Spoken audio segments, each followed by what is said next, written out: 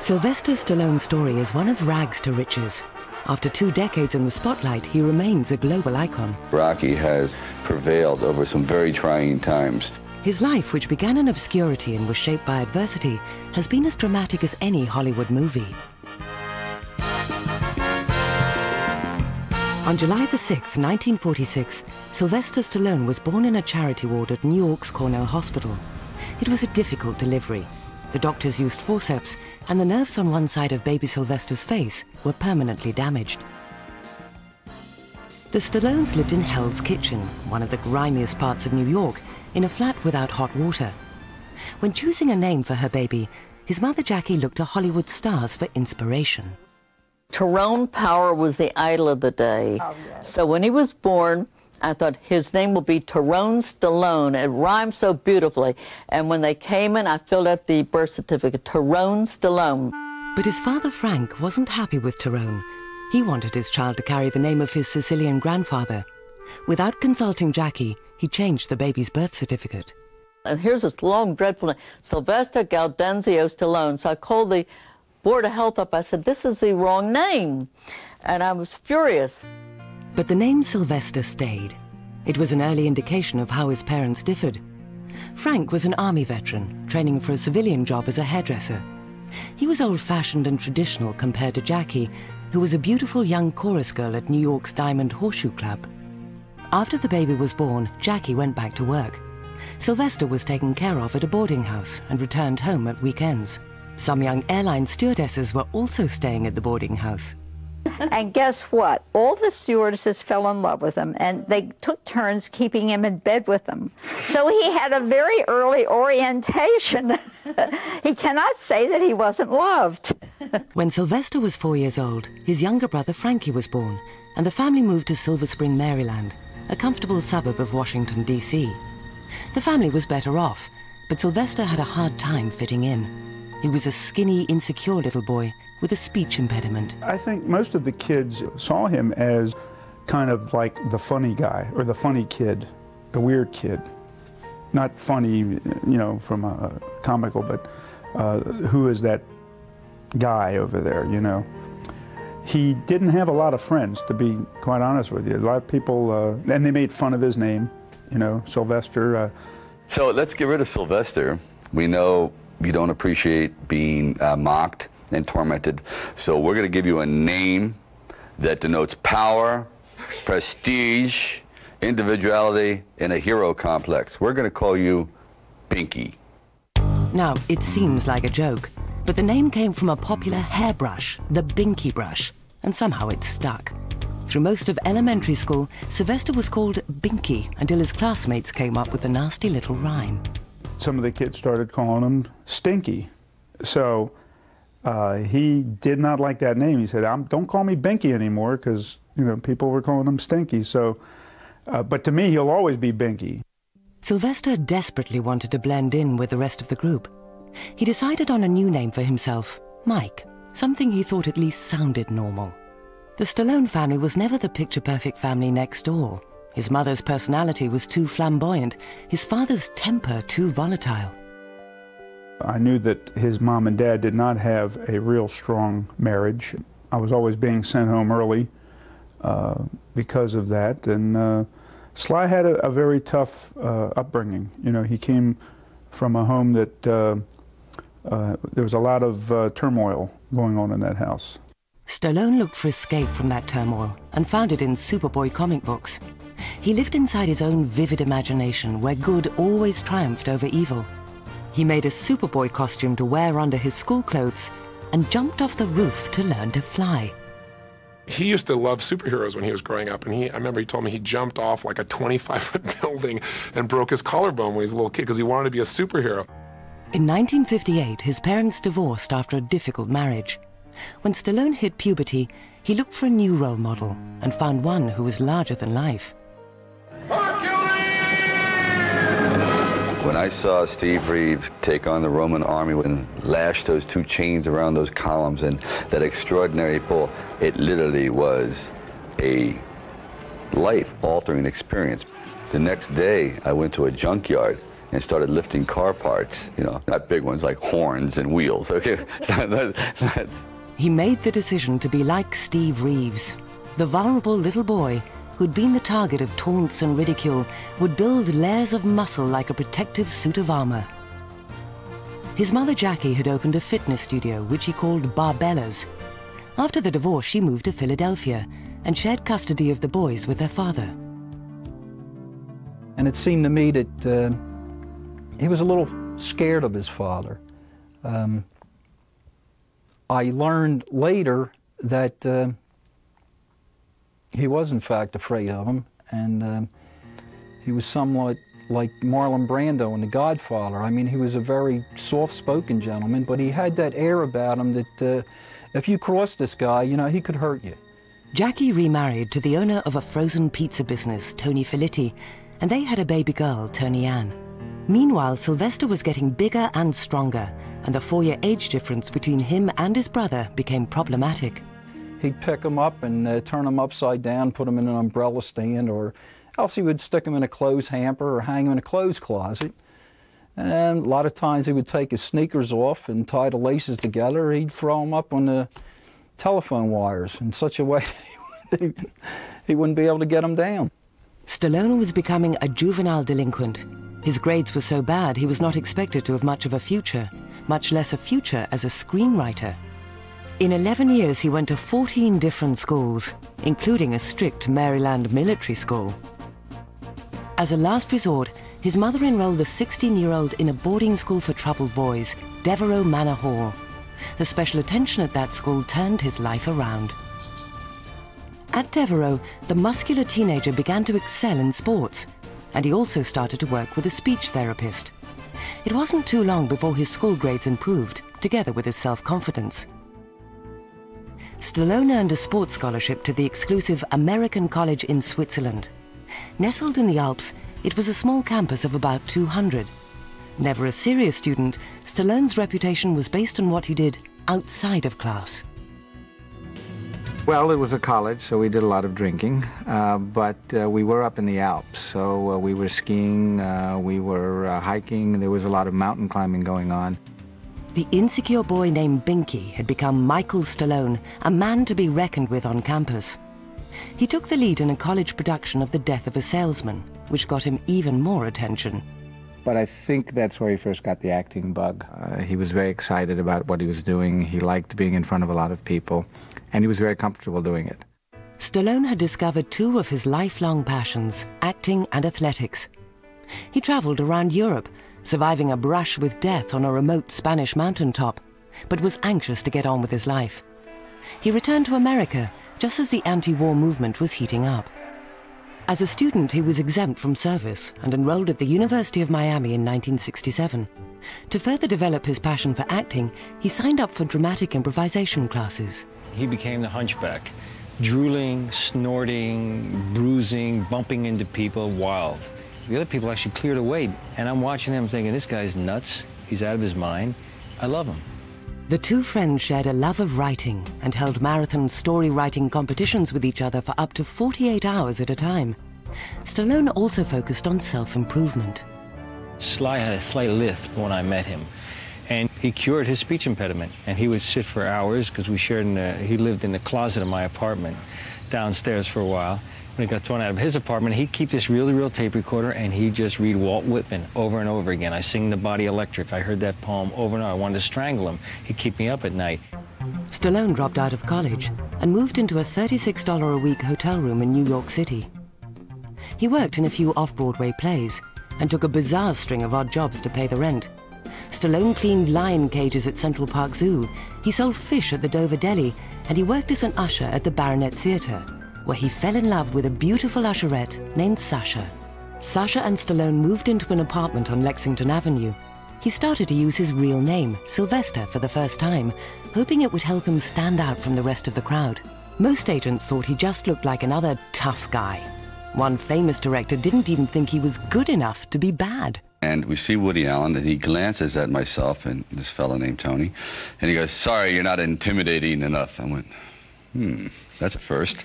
Okay. But Stallone was determined to convince Woody Allen he was mugger material. Then we bought some Vaseline and put it on her face and wiped it off so it had the shine. Then we put some Subway soot and messed ourselves up. So we tapped him on the shoulder and went, "Huh!" And went, "Oh, perfect. Got the job. Thank you."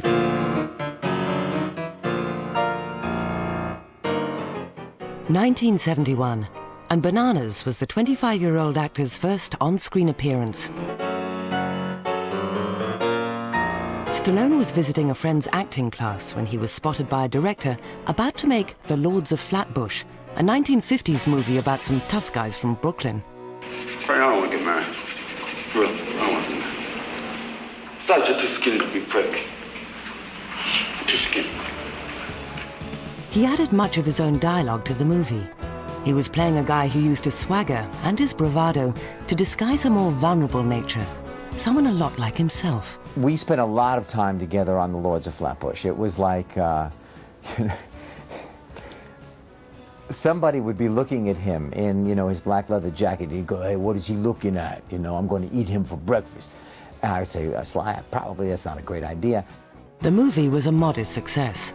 And when Henry Winkler hit it big as Fonzie on the TV show Happy Days, he used his friend Sly for inspiration.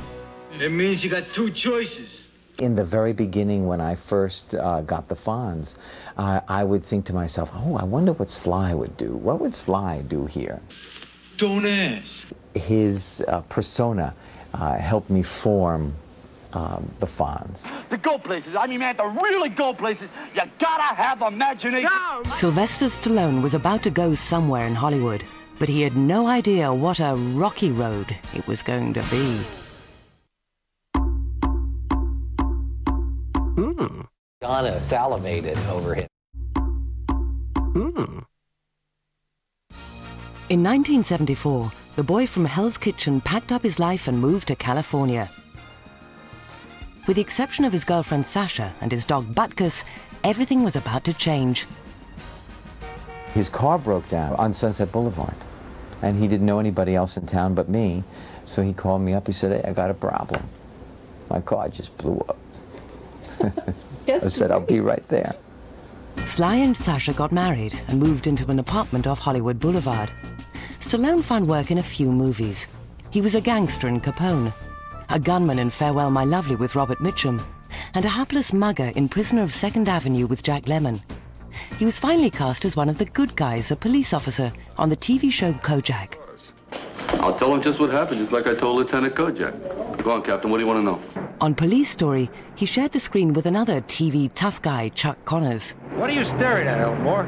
They actually call me Rocky. I really prefer that. The ID says Elmore. Elmore Quincy Cato. You think you can carry all that? Rocky, if you don't mind. Rocky was already more than just a twinkle in the screenwriter's eye. Stallone had been painting that character since 1973. It was done with hands and a screwdriver, and I didn't know exactly where to go with Rocky, so I couldn't put it into words, so I tried to put it visually and try to get his countenance, his feeling, his musculature, and then work my way into being more verbal. But the story finally fell into place in 1975, when he saw Muhammad Ali pummel a second-rate boxer called Chuck Wepner. Sly had already managed to impress a couple of Hollywood producers with his writing. We had an idea about doing a fight movie, and he said, I have a great fight movie. I think if we had told him we wanted to do a movie about pushing up daisies, he would have had a great pushing up daisies idea. Because he was pretty hungry in those days. He didn't have any money, and he lived in a small flat. It was tough on him. He offered to write the story for free if he were given the starring role. It was an audacious proposal for an out-of-work actor, but the producers agreed. He worked around the clock at his Hollywood apartment to write the classic story of a Cinderella in sweatpants. 3.5 days later, he emerged with a script that the producers loved. The financier, on the other hand, said they wanted us to get Burt Reynolds or Ryan O'Neal. They were kind of the two hot guys at the moment. And they said they would make the film, but not with Stallone. And I said, no. We said, wait a minute, that's not our understanding. We've got to make it with him. The studio decided to make the unknown screenwriter an offer he probably couldn't refuse. Big money. $50. Sasha was expecting a baby, and Sly was so poor he was about to sell his beloved Butkus to pay the bills. The studio offered him $360,000 to give up the story. Sly and Sasha turned down the money, essentially risking their family's future on a movie. Hey, Budkins! Hey, Budkins, give me a kid. To keep you company when you run. Ironically, it would take an underdog's mentality to make a movie about Rocky, the ultimate underdog. Even their own crew were treating the cast like they were second-rate. Some of the various crew members on that set, they were kind of, maybe embarrassed. You know, who the hell, who are these people they were working with? And during a take, or people are putting something away, or they're talking about other things, you know. And I remember Sylvester saying, "But they don't know. Nobody knows what they're making here." He did. You know, he kept that belief. Stallone also had a struggle to keep the pieces of his story together. The producers were running out of money, even though one of the most important scenes in the movie had yet to be shot. So the producer said, well, it's nice, but we don't have time to film it. You don't understand. It's the soul. It's the Achilles heel. It is the Cyclops' eye. It is something you can't do without. It's it, you know. I mean, who am I kidding? I ain't even in the guys' league. And he said, well, we just don't have any time. And now I'm so nervous. And I said, please, you gotta give me, you gotta let me have this one shot. He goes, okay, one take. And now my nerves are frayed. I'm on the line, and the character is supposed to be worn out and tired. Because I was nobody before. Don't say that. Oh, come on, Adrian, it's true. I was nobody. And I had like a pint of Boone's Farm wine that's like 89 cents, and it comes with Band-Aids because your liver is going to explode. You know what I mean? It comes with a doctor's address on the side. And I drank this and went, oh, okay, now I understand punchy. I'm right back into it. I'm dizzy. I'm feeling down and disoriented. So I went in, one take. You just can't do it. Seeing that bell rings and I'm still standing.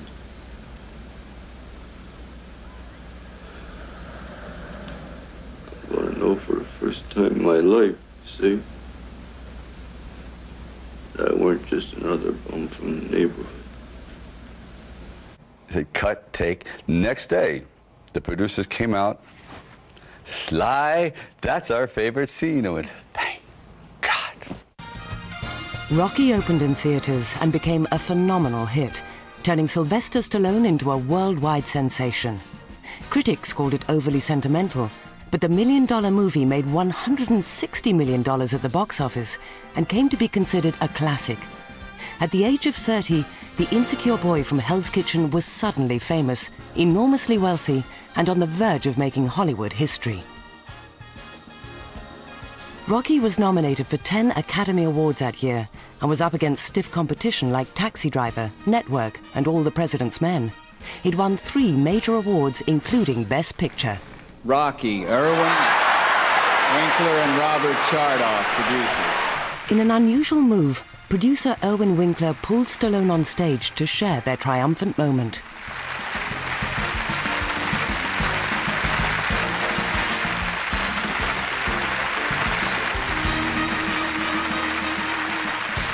And to all the Rockies in the world, I love you. Thank you. Backstage, Stallone was flippant and ecstatic. Sylvester, a great number of fans have asked me to ask you, if I met you, how you pronounce your last name. They say Stallone, Stallone, and Stallion. Which one do you prefer? Schwartz. Stallone. What do you call yourself, Stallone? Stallone.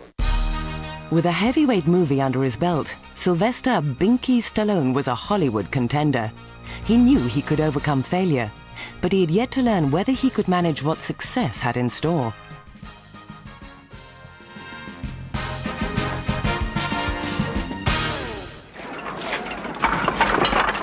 Soon after Rocky won the Oscar for Best Picture, Sly stepped up to bat as a union leader in the movie Fist. The movie was about the rise and fall of a labor leader who became powerful and corrupt by linking organized labor with organized crime. Sly beefed up for the part, and the makeup department tried to make him age 30 years. All joy contempt! All this hearing in contempt! All my lotto in contempt and all my stuff in contempt! Critical opinion was divided. The Hollywood trade press said Stallone was strong and dynamic, but the movie was also called big, bold, and botched. But Sly barely had time to notice. He was already on location for the next big movie, Paradise Alley. Where'd you want this houseboat again? Houseboat in Jersey. Houseboat in Jersey. Well, listen, wrestling could be your passport out of the city real soon. It's a growing sport, I'm telling you. The story took place in Hell's Kitchen in 1946, the same year he was born. Sly wrote, directed, and starred in the film. And you better take a look at me, because I'm on my way uptown. It's uptown for Cosmo. Working so long on location began to take a toll on his family. Sly and his wife Sasha separated, and he began a romance with his co-star, Joyce Ingalls. The problem is, Bunch, it's just that nothing in my life is working right anymore. I don't mind a broken heart. Paradise Alley was the closest thing to Stallone's heart since Rocky. He found the negative reviews, which called it a crazy collage, hurtful. But he bounced back to his winning formula, writing a sequel to Rocky. I can get another job if I want it, you know? But do I want it? I mean, do I want to be doing something I ain't going to be happy doing? Plus, you know, we need the money now, Buckus. In an attempt to patch up things at home, he also went back to his wife, Sasha. I was wondering if you wouldn't mind marrying me very much. What'd you say?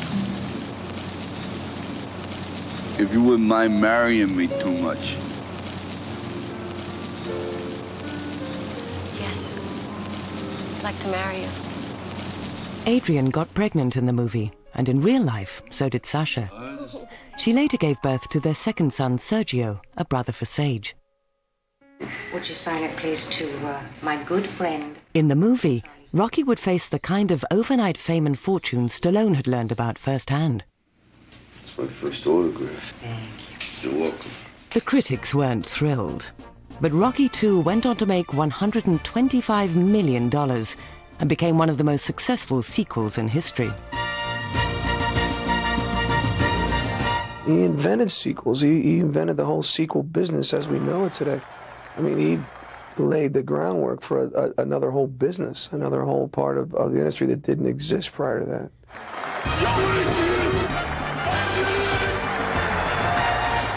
Career-wise, things were getting back on track.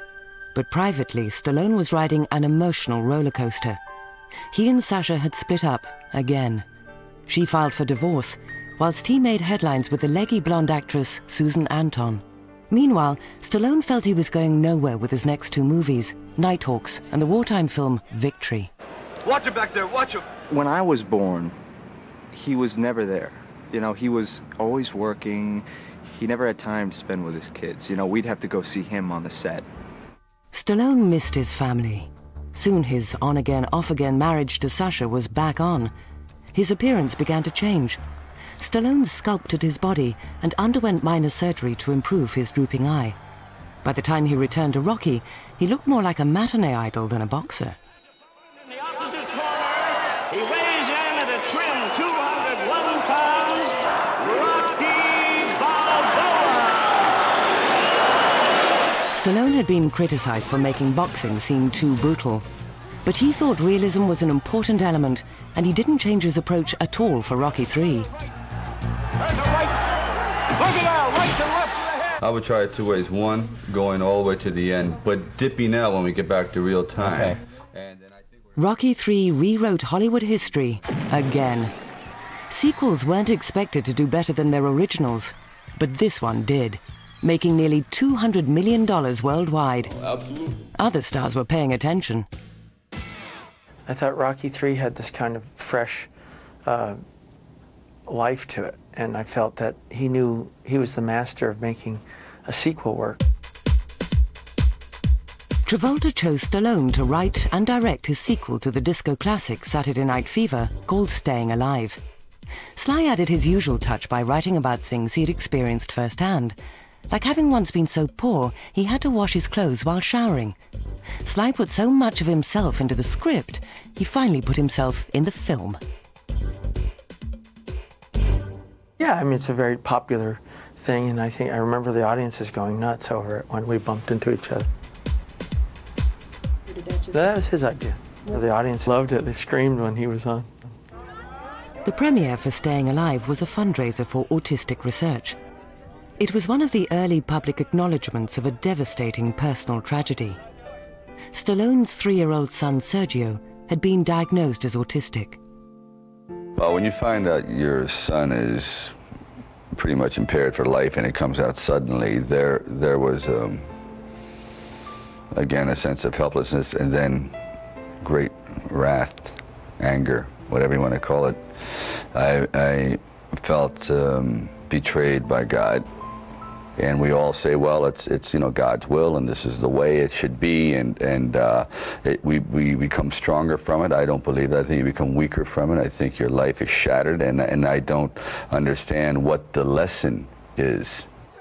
Eventually, Stallone's 11-year marriage collapsed under the strain, and they finally decided to divorce. Sasha received child support and a $32 million settlement. Sly was already reaching out for the most controversial and the most violent character of his career. Action. Ooh. Just these first 3 or 4 rounds. This is a dummy, right? Yeah.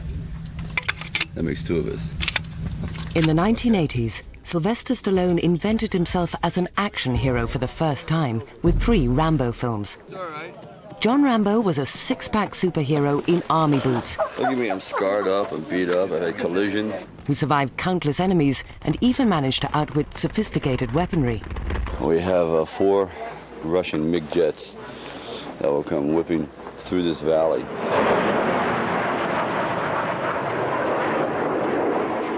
The 4 planes at the same level. Rambo's simple solution to complex problems transcended language barriers and appealed to fans all over the world, including politicians. And in the spirit of Rambo, let me tell you, we're gonna win this time. But the Rambo reaction was not entirely positive. The late peace activist Jerry Rubin was one of those who picketed theaters in the 80s. I thought it was one of the worst movies I ever saw, and I'm pretty objective.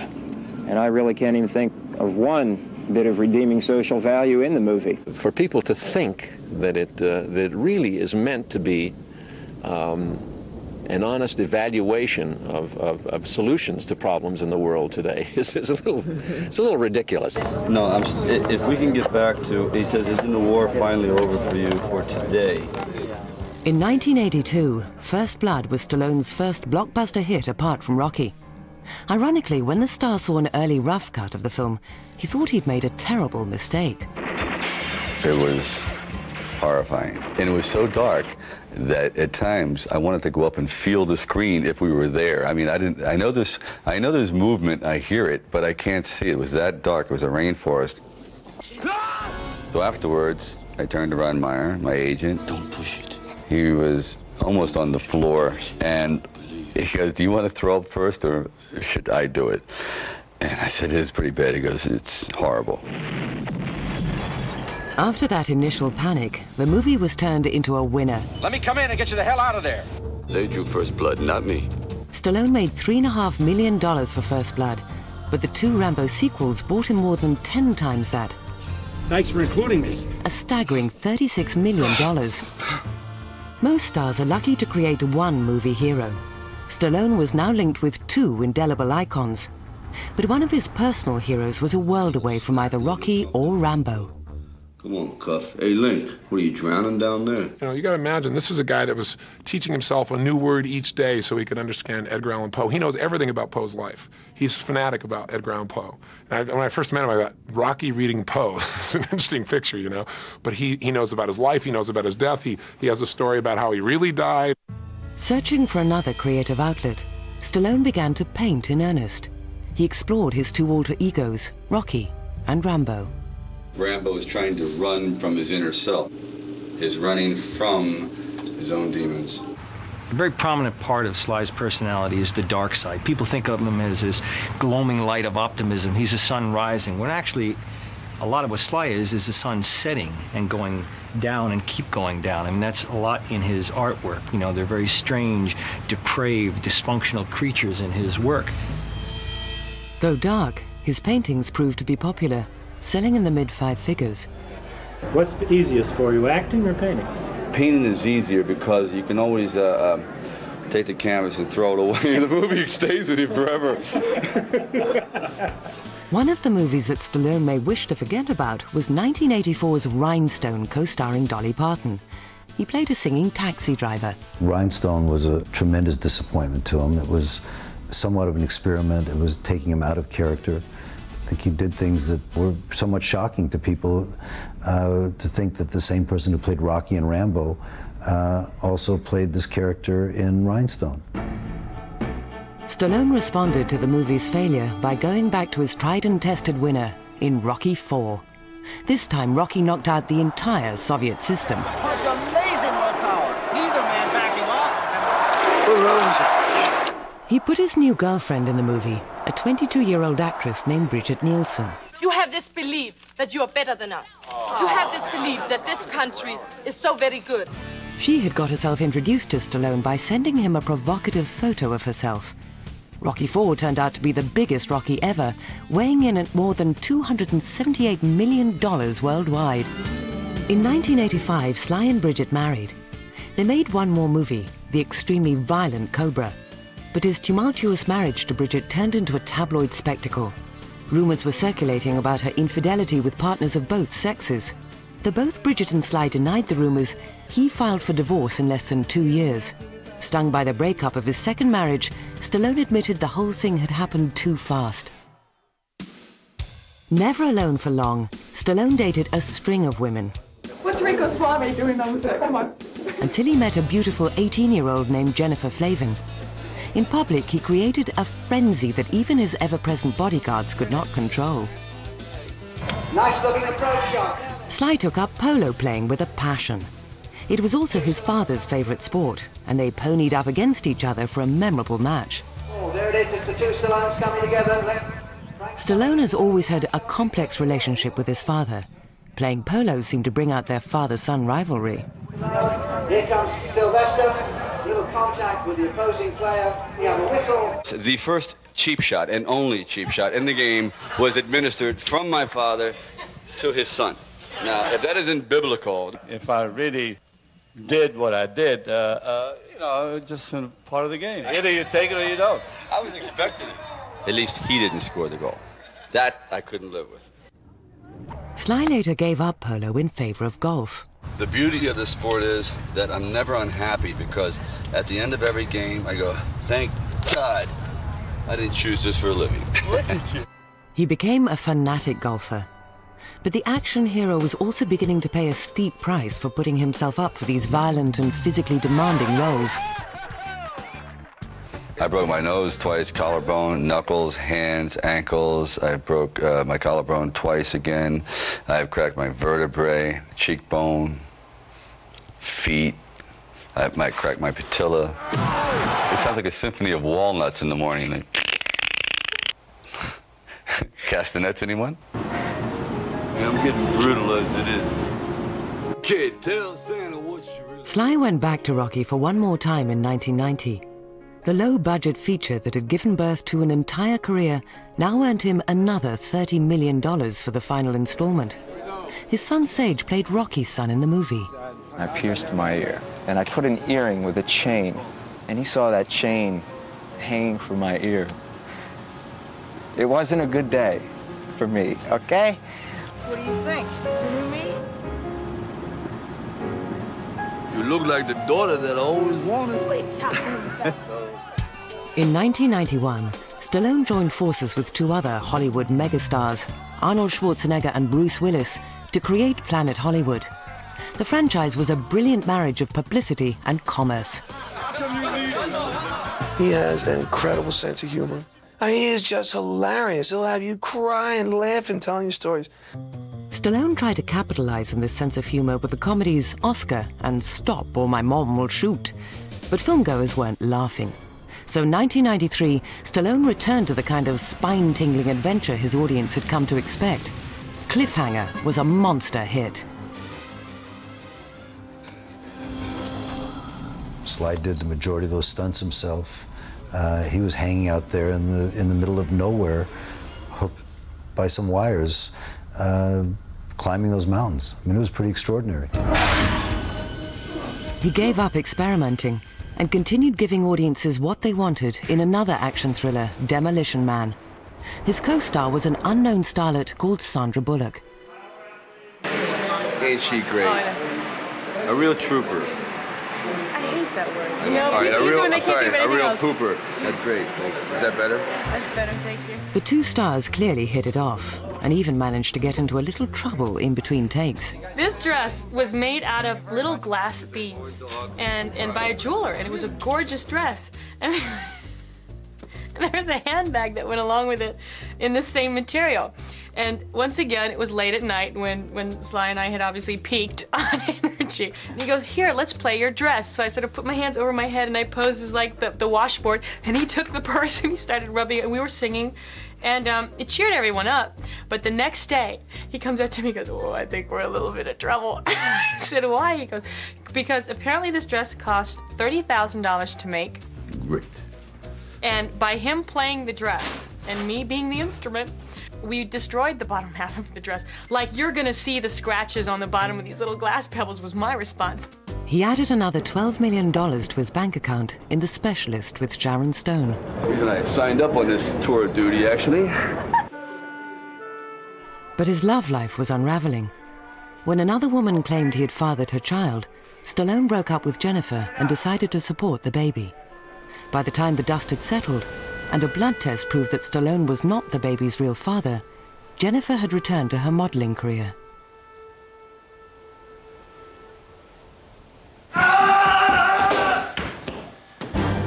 Judge Dredd was dead on arrival in theaters, but he was already busy at work on Assassins with Antonio Banderas.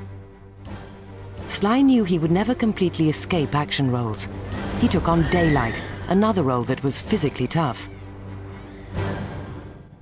Yeah, I think he's been typecast somewhat, but I'm not sure that's the worst thing that's ever happened. You know, I think he is a true action hero.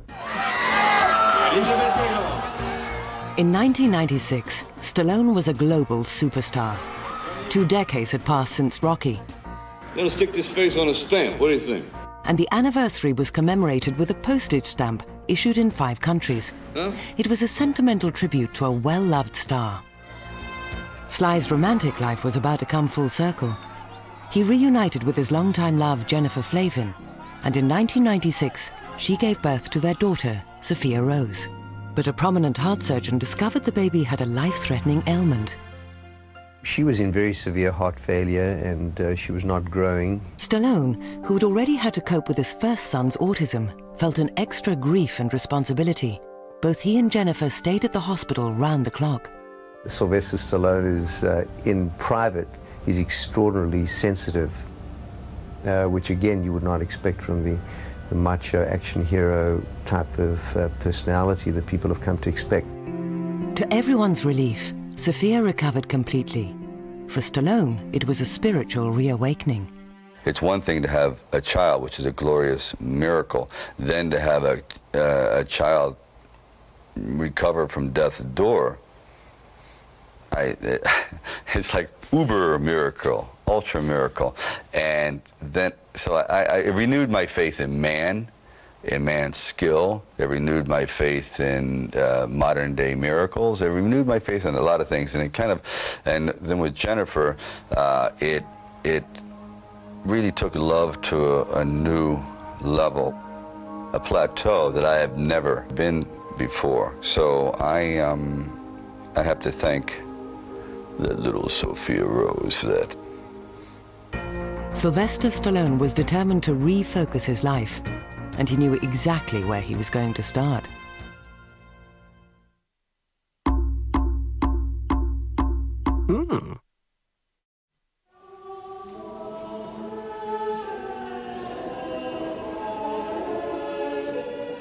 Sylvester, will you love her, comfort her? By spring 1997, Sylvester Stallone had been at the top of his profession for 20 years. Now he was ready to mark another milestone. He married Jennifer Flavin. I will. Jennifer, you've taken Sylvester to be your husband. Will you love him? To ensure privacy, Stallone wanted a secret and spontaneous wedding.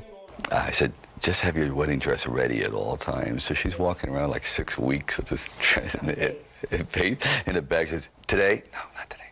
Today? No. I said, I'll let you know. He arranged for an intimate yet elaborate storybook wedding at Blenheim Palace outside London, where Winston Churchill was born. Like everything else in Stallone's life, it was more than merely ordinary. I'd like to thank finding the most treasured woman on earth. Anyone who's just put up with me and persevered is a genius of the gender. Professionally, Stallone was about to set off in another direction. He packed on £40 to star in the dramatic film Copland. I'm watching. I can see that. You got a crime rate here of about what? Lowest in northern New Jersey. In this film, he didn't share the screen with any spine-tingling special effects, but with Robert De Niro, one of the greatest actors of his generation. You came to me, to my town, with all these speeches, and you're talking to me about doing the right thing, and I'm doing the right thing. What's going on? What are you doing? That was like 2 weeks ago. 2 weeks ago? This one, he was doing another type of acting, a so-called more serious, quote-unquote, serious acting. No, listen to me. You're IA. That's why I came to you. You can do whatever you want. Remember you came to me and said, you want to be a cop? I'm being a cop now. I'm here. I'm asking you for some help. I need to do something for you. He was trying to do something else in Copland, and I thought he was pretty good, and more than pretty good. It was a delicate balancing act. Stallone knew he was a valuable commercial commodity. His name above the title in an action movie could guarantee millions. But after 25 years in show business, he wanted to turn back the clock. In the best of worlds would be to do the things that are expected, and then to do something that is knowingly going to meet with a little skepticism, but it's not a financial risk of sorts, and you're not putting anyone else on the limb. You're not insisting on doing something that is going to cause the studio embarrassment and any kind of financial loss. So to go from big, small, big, small, big, small, that would be the ultimate, and that's what I'm trying to accomplish. I mean, Sylvester does those kind of movies. We understand that. That's okay. No, it's okay. I mean, it's okay. He was beginning to show a refreshing sense of humility and self-effacing humor. Seemingly, he was a man who had everything: wealth, love, and a second chance at being a father. Stallone can't travel anywhere in the world without being recognized. He has achieved a longevity and a popularity that few stars will ever match. I thought, okay, we'll go in, say hello to the people, whatever. My God, but I didn't expect that. The challenge now will be to maintain his commercial viability while striving to achieve what he expects of himself. Wouldn't it be great to be without secrets at the end of one's life? To be secretless. There is no mystery. You've done it, you've conquered it, you've seen it, and you can go to your grave saying, next.